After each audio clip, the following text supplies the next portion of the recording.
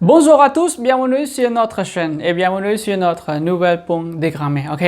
ចឹងអរគុណសម្រាប់ការទស្សនារបស់អ្នកទាំងអស់គ្នាហើយសង្ឃឹមថាយើងនឹងនៅតែបន្តការសិក្សាជាមួយគ្នាតាមរយៈអនឡាញហើយបើមានឱកាសយើងអាចជួបគ្នាបានអ្នកនៅភ្នំពេញអូខេអាចញ៉ាំកាហ្វេញ៉ាំអីបានមួយគ្នាអញ្ចឹងណាអូខេអាចប៉ាវគ្រូហ្វេអញ្ចឹងនៅសុបចកាយអញ្ចឹងនៅសុបធីអញ្ចឹងទៅណាអូខេហើយអរគុណរាល់ការ comment របស់អ្នកទាំងអស់គ្នាក្នុងការស្ថាបនាដើម្បីយើងទាំងអស់គ្នារៀនសិក្សាបន្តហើយតើតើនឹងសិភៅផ្សេងៗអ្នកទាំងអស់គ្នាអាចឆាតមកបានហើយសិភៅផ្សេងៗណាចង់បានហើយខ្ញុំនឹងព្យាយាមស្វែងរកសិភៅនឹងឲ្យអ្នកទាំងអស់គ្នាអូខេឥឡូវថ្ងៃនេះយើងបន្តការសិក្សាវេយ្យាករណ៍របស់យើងទៀតដែលមានចំណងជើងថា le plus-que-parfait អូខេចឹងអ្នកទាំងអស់គ្នា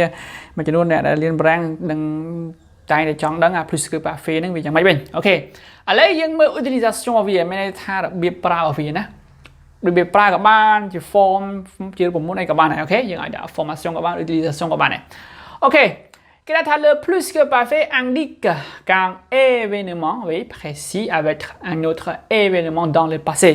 មានន័យថាគឺជាទម្រង់ដែលគេប្រើប្រាស់ដើម្បីបង្ហាញអំពីព្រឹត្តិការណ៍ដែលច្បាស់លាស់ជាក់លាក់ណាមួយ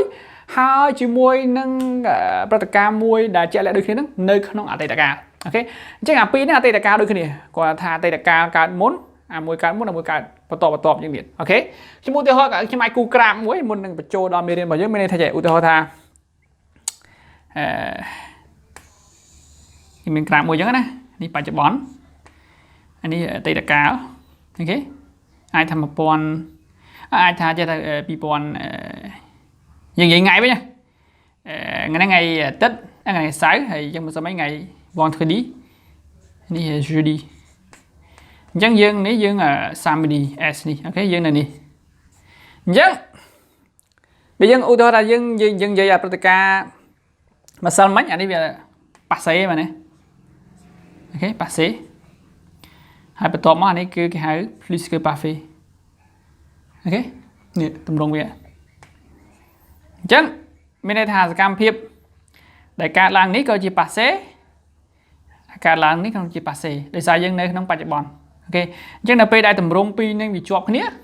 គេប្រើប្រាស់ plus-que-parfait អូខេសង្ឃឹមថាអ្នកគ្នាតន់ឥឡូវយើងមើលឧទាហរណ៍តែម្ដងអូខេយើងមើលឧទាហរណ៍តែម្ដងអូខេឧទាហរណ៍គេដាក់ថាទី1គេសេណាខ្ញុំសេជាពីរប្រយោគដែលជាប្រយោគ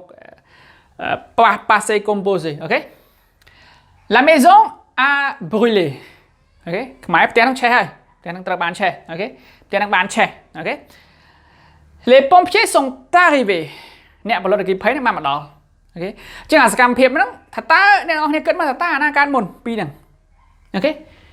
ផ្ទះឆេះមុនឬក៏អាអ្នកផលិតអគ្គិភ័យមកមុនអូខេសកម្មភាពពីរហ្នឹងអញ្ចឹងអ្នកនរគ្នាគិតមើលទៅឃើញថាផ្ទះវាឆេះមុនហើយអូខេមិនដែលសុកអ្នកផលិតអគ្គិភ័យមកទេអូខេអញ្ចឹងផ្ទះឆេះមុនអញ្ចឹងផ្ទះវាបើនិយាយអតីតកាលផ្ទះវាកើតមុនអូខេមិននេះនិយាយថានេះផ្ទះឆេះនេះអ្នកផលិតអគ្គិភ័យហើយយើងអូខេនេះខ្ញុំអូខេយើងនៅចន្លោះអញ្ចឹងណា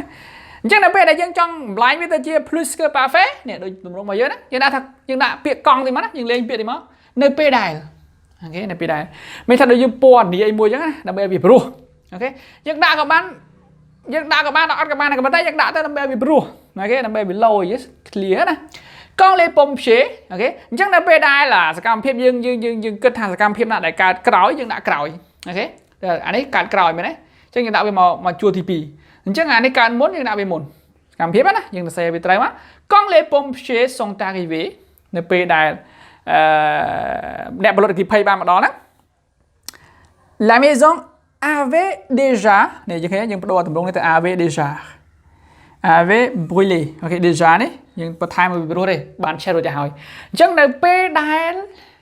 អ្នកផលិតអគ្គិភ័យបានមកដល់ផ្ទះហ្នឹងបានឆេះរួចទៅហើយអូខេបានឆេះទៅហើយអញ្ចឹងផ្ទះឆេះមុនអញ្ចឹងអាជួរក្រោយនេះយើងបំលែងវាទៅជា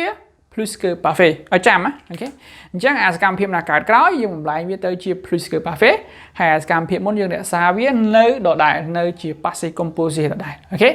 ឡូវឧទាហរណ៍មួយទៀតអូខេ Le train est parti អញ្ចឹងរថភ្លើងទៅបាត់ហើយ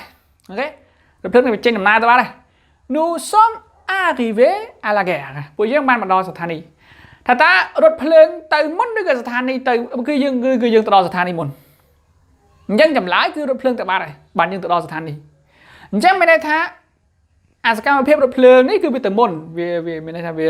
ដីតកាមួយហើយបន្ទាប់មកបានយើងទៅដល់ហើយពេលយើងទៅដល់ហ្នឹងយើងខ្ញុំនេះមានន័យថានេះ nous sommes នេះខ្ញុំនិយាយថាខ្ញុំបានទៅដល់អូខេអញ្ចឹងនៅពេលដែលយើងទៅសេយើងដាក់កង់ដូចគ្នាមកអូខេ quand nous sommes arrivés à la gare អូខេយើងរក្សាទម្រង់ passé composé ទៅដែរអូខេអញ្ចឹងយើងអាកបងណាស្រីបើថាស្រីបើសិនជាឧទាហរណ៍ស្រីណាថែមឲ្យគេផងs បើសិនជាច្រើនអូខេព្រោះ nous ណា à la gare le train était គេយើងបដូរនេះទៅ était វិញdéjà parti មានន័យជាទម្រង់ plus-que-parfait អូខេអញ្ចឹងសង្ឃឹមថាអ្នកនរគ្នាតន់ឥឡូវយើងមើលទម្រង់នៃការបំបែក plus-que-parfait យើងបែកវាមិនអូខេ formation ហើយទម្រង់មុនវា être ou avoir មានថាកិរិយាសព្ទ être ou avoir គឺសំខាន់បំផុតអូខេនៅក្នុងភាសាបារាំងអ្នកនរគ្នាត្រូវរៀនព្រោះវាជា auxiliaire មានន័យថាកិរិយាសព្ទជំនួយអូខេ à l'imparfait មានជាទម្រង់ imparfait អ្នកនរគ្នាធ្លាប់រៀន imparfait ហើយអញ្ចឹងបំបែក être avoir គឺជា imparfait អូខេ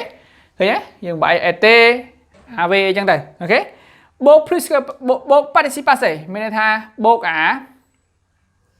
participe passé ដូច verb ណានេះ verb នីមួយៗណាឧទាហរណ៍ថា aimer ឬក៏ regarder យើង regarder តែយើងដាក់អក្សរទីគុយអាហ្នឹងគេហៅ participe passé ដូច verb នីមួយៗអញ្ចឹងទៅឥឡូវយើងមកឧទាហរណ៍ពីរទៀតដែលអ្នកនរគ្នាអាចមើលបាននៅពេលដែលយើងបំបែកវាទៅជាទម្រង់ plus que parfait អូខេ j'avais dîné il était parti មានថាគាត់បានចាក់ចេញទៅហើយនេះយើងបានញ៉ាំអាហារពេលល្ងាចស្រស់ស្រូបអាហារពេលល្ងាចអញ្ចឹងសង្ឃឹមថាអ្នកទាំងអស់គ្នាទាន់នៅមេរៀនមួយនេះអូខេហើយអរគុណសម្រាប់ការទស្សនារបស់អ្នកទាំងអស់គ្នា Merci pour d'être avec nous